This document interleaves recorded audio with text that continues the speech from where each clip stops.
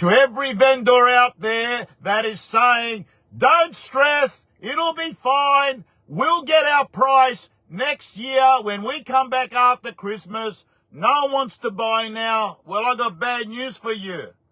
You and thousands and thousands and thousands of vendors are all thinking exactly the same, that they're going to have their homes on the market in February. We're going to have an oversupply. That's what's going to happen, my friends. And today reminded me of one of my first days in real estate.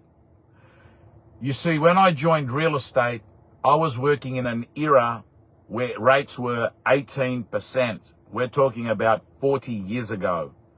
And I still remember the day I was in Bankstown and I chased a buyer to their car.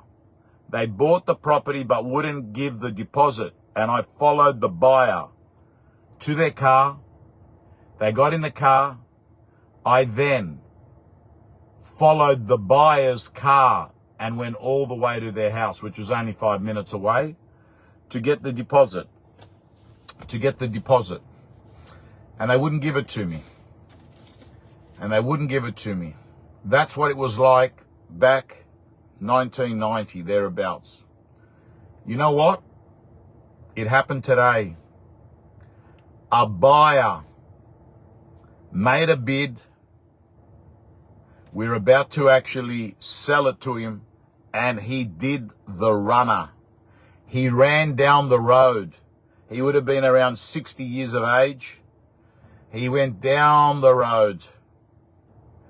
Hey, Cameron, good to see you. He went down the road, and then he started jogging. And then there was 3 real estate agents and me behind them chasing the buyer.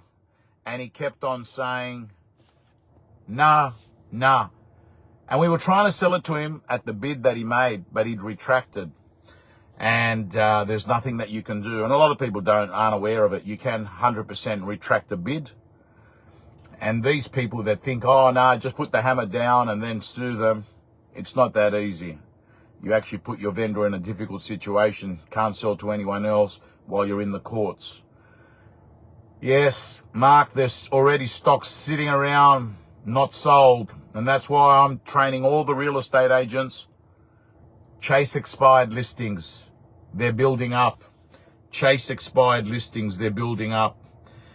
So back to the days of interest rates of 18%, where we're running down, wearing suits, running down buyers. That's where it's got to.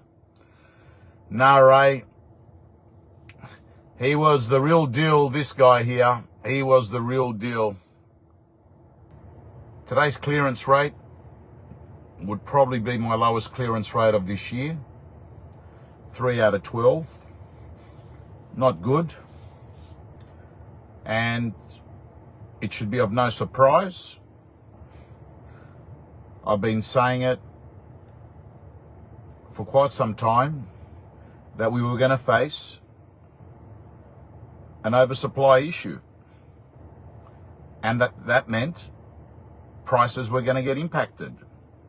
And now, right around Australia, apart from some markets, sub-markets, Adelaide being one, Perth being one, and bits of Brisbane, we have seen a market that is now officially a buyer's market. I also want to let you know it has been another great week if you're a tenant, because we have now entered the highest vacancy rate for a very long time. So this is great news for buyers and for tenants. This is very good news. However, hey gentlemen that have joined on, kia ora Connor, kia ora. All I can say to you is that there is some vendors who are not accepting good prices from buyers today because they're comparing it to prices from a few months ago, and they're saying that what will happen is come back in the new year that property prices are going to go up, so they're happy not to sell and take an offer they're given, which often is a good offer, maybe 20 grand, 30 grand lower than what the owner wants. But they have a view that when we come back after Christmas, the market is going to go up. There is a possibility that that's going to happen. But let me tell you what another possibility is, and that is that it'll go down. And the reason I'm saying that is all of a sudden, sellers have put the handbrake on and are saying, we're going to go and sell next year. We've left it late. And I can tell you that the amount of vendors that are planning to put their property on the market in late January or early February, most of them are going to put it on after Australia Day. I've got to tell you, I think there is going to be a glut of property on the market in February. So the truth is, we might actually see not an escalation of prices, but I'm trying to think of the word, a decrease because of excess stock in February. So, not only that, Aaron Robinson's right. No one wants to spend after Christmas. No one wants to spend after Christmas because they can't spend. They got no money. They spend a lot of their money over Christmas. That's why. I had a guy ask me today whether the block was rigged. Whether the block was rigged. How can it be rigged? Think about it. How can the thing be rigged? You got TV there. You got Consumer Affairs. It's not rigged. But what it is, it's not the way auctions take place out in the streets, like where I am right now, near Parramatta.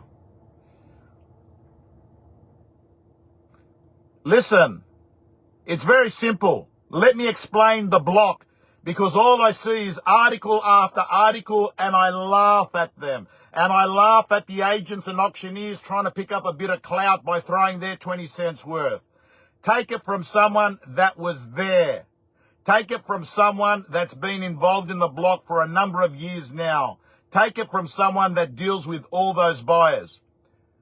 The only thing that was rigged about the block is that there's a guy that decides that he wants to use primetime TV to build his personal brand through a commercial opportunity, and his name is Adrian Portelli.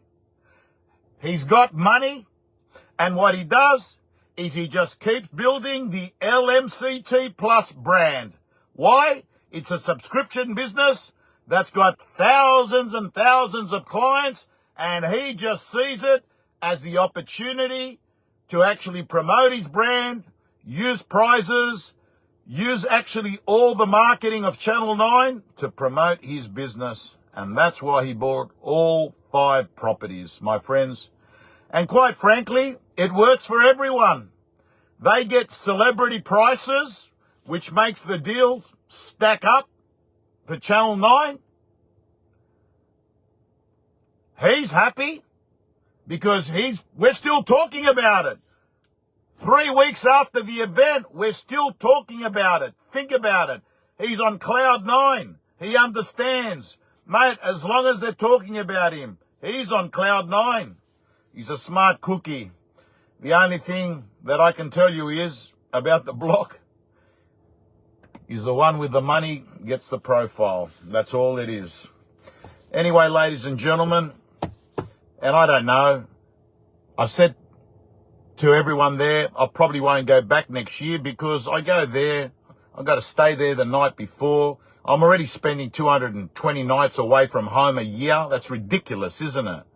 We're back into the world of You know, pre-COVID, where I was traveling all the time. For 25 years, I'm basically not at home Tuesday, Wednesday, Thursday night, right? Yeah, Danielle's asking, what did I do today? It was atrocious. 3 out of 12. And we're still talking about Portelli. That's right. We're still talking about him. Anyway, ladies and gentlemen, I might go back there next year if there's nice. I always base it on the contestants, if they're nice people. Anyway, team, but I probably won't actually, because I go there, I have one auction there, and I miss out on 13 here. So people say, oh, it helps you with your profile. Well, I've got enough profile to get me a full day of auctions as it is, and I don't want any more auctions. So the truth is, it doesn't help me. Then one guy at the block goes, oh, well, you can put your prices up. It doesn't work that way, mate. What do? You come back, hey, everyone, I've won the block. I got 1 million over reserve. I was on TV. You're going to rates going up. Doesn't work that way. Andy Guerrero says, so sorry for you, but you're on a massive wicket. Whatever that means.